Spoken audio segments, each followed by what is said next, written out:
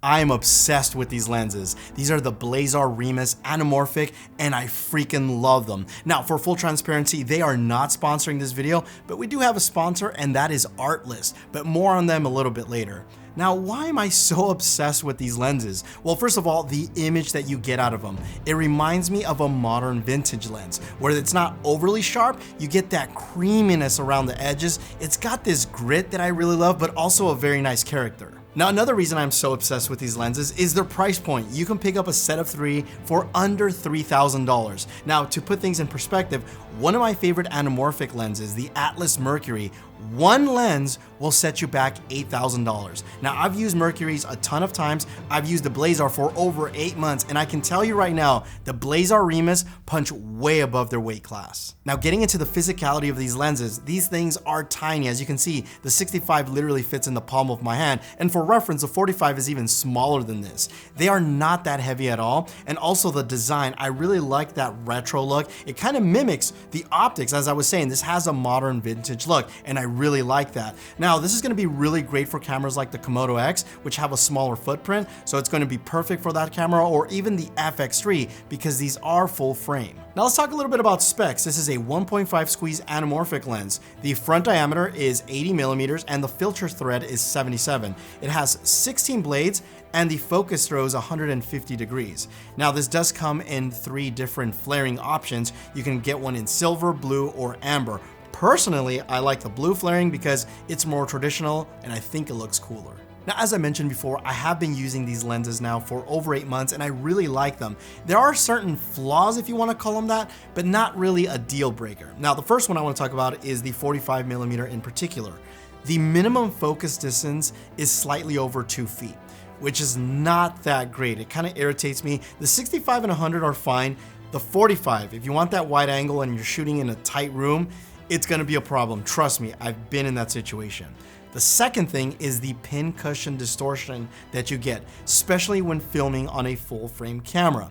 Now, if you're ever filming on a full frame camera, I'm gonna tell you, you're gonna wanna crop out the edges because it's pretty bad. Now, on a super 35 millimeter camera, it's not that big of a deal because it crops in on the image circle of the lens. So I personally love these lenses using it on the Komodo X. I actually think they really shine on a super 35 millimeter camera, although technically you can use them on a full frame, and I use them all the time. But again, keep in mind, if you're shooting on a full frame camera, you're gonna wanna crop off those edges unless you want that pin cushion distortion, and that's a look you're going for. Now, the last gripe I have with these lenses, if you're filming below T4. So if you're at T2.8, T2.0, the image just starts to get really soft and it kind of falls apart. Not to mention you introduce a lot of chromatic aberration. So I try to live at T4, T5.6. That's kind of like the sweet spot where you still have that beautiful character, but the image is still crisp enough and it's not gonna fall apart when you start going to those higher apertures. I mean, look at this. The matte box is massive compared to the lens. In fact, if you look at our PL adapter here, it's literally taking up 1/4 of the size of the lens. So for a setup like this, like that what we're using right now, the FX3, and all the handheld shots and the car rigging, this is actually gonna be perfect. So my friends and I got together and we did this very low budget guerrilla filmmaking, which I freaking love, and we shot it exclusively on the Blazar Remus lenses using the Sony FX3. So without further ado, let me show you that film. They say that you can't see the forest for the trees. You have to look at the bigger picture. An old beaten-down truck cruises along the dry, dusty road. Smoke exits the windows of truck. Faint, muffled music is heard. Music blasts loudly inside the vehicle, which is no cleaner on the inside than the outside. A woman, Sue, dressed in business casual attire, is soaking in sweat. The AC in the truck is obviously not working. Shitty truck. Check. Bullshit assignment. Check. Far away from home. Check.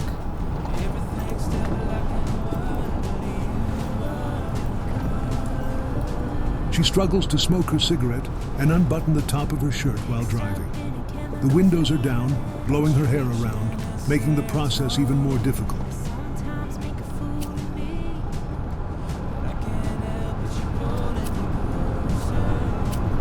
Everyone always tells you to go out and achieve your dreams, but nobody tells you what happens after. During this struggle, the car engine begins to sputter, hiss, and smoke.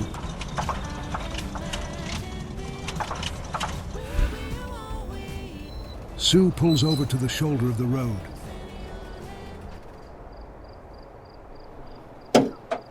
Sue crosses to the front of the truck to check the hood.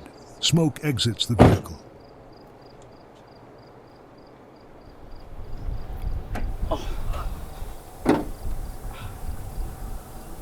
Years of clawing and scratching your way to the top, and the reward you get is a smile, a plane ticket to the middle of nowhere. Sue looks up and down the long, flat road. There is no one in sight. And a manager that tells you you work too hard. She takes her camera and a notepad from the passenger seat and begins to walk away from the truck.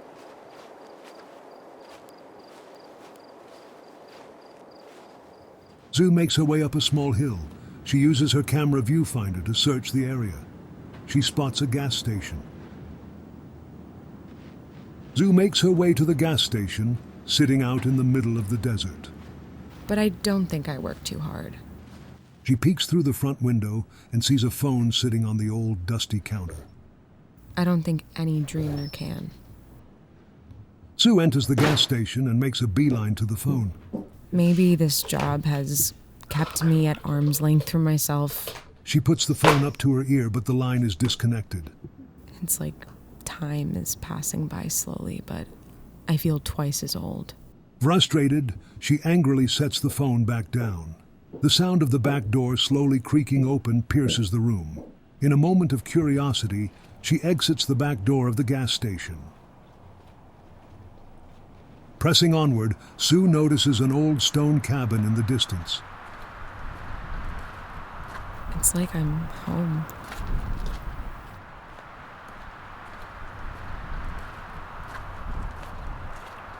Sue knocks on the front door. It opens. She peers inside. But I'm not here. She knows that she shouldn't, but the cabin beckons for her to enter. Anyone in here? I don't know if I ever am. Inside the cabin appears clean and organized, but no one is home. The room is quiet. The floor creaks beneath her. The sound of a faucet slowly dripping draws her attention.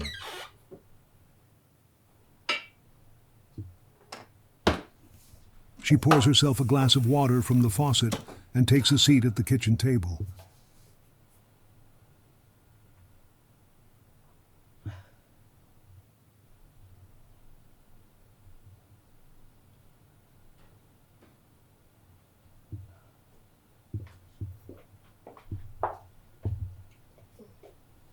For the first time, she notices how abandoned the place truly looks.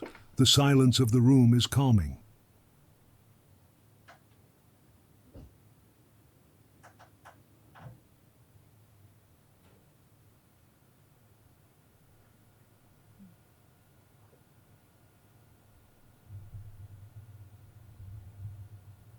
The walls are lined with a variety of different landscape photos. She strokes one with her finger to remove the dust from it. I'm at odds with myself. She observes the photo carefully. It is in black and white. It looks like an old photo taken during a time period so far behind Sue that all remnants of photographer and camera are long gone. All that remains is this timeless photo print. But I'm starting to believe that it isn't a bad thing. On a shelf next to the photo sits a 35mm film camera. Sue turns her attention towards the camera. Now I'm beginning to see the bigger picture. She picks up the camera and carefully observes its various components. She twists its dials and fiddles with the levers. I feel at home. She opens the back to see that it is empty. Although hesitant at first, she loads the camera with the roll of 35mm film sitting next to where the camera was on the shelf.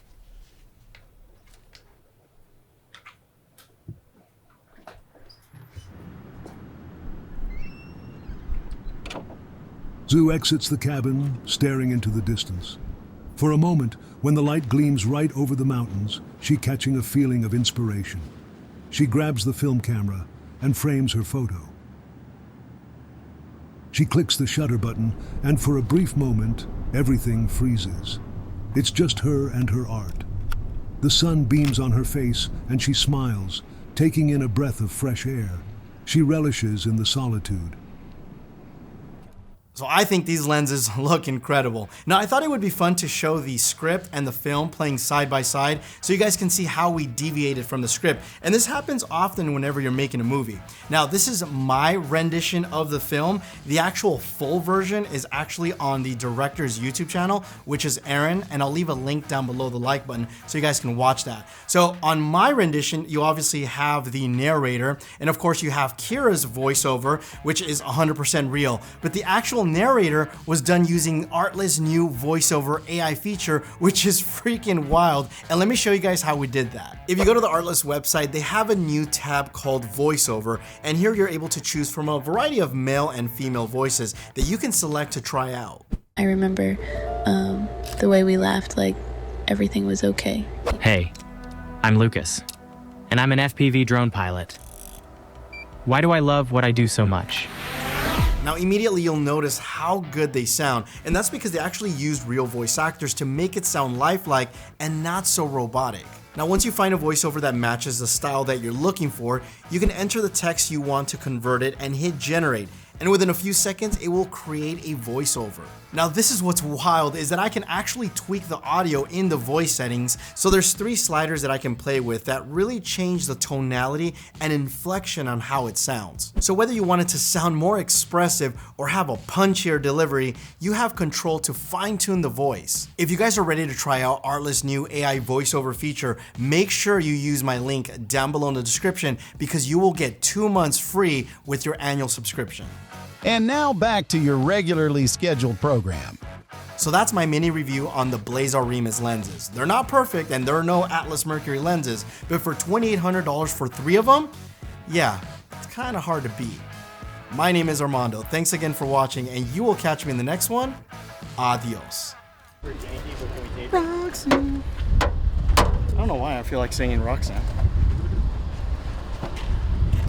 So what are we doing here, Armando? What's going on? We are setting off an explosive TNT. We're gonna blow this thing up. Got it. We have insurance for the truck, right? I mean, it's only worth like 200 bucks. I have 200 bucks. I'll pay for it. That's fine. I'll have 200 bucks by the end of the week. I'm waiting for an invoice, not 30. I hate those damn invoices.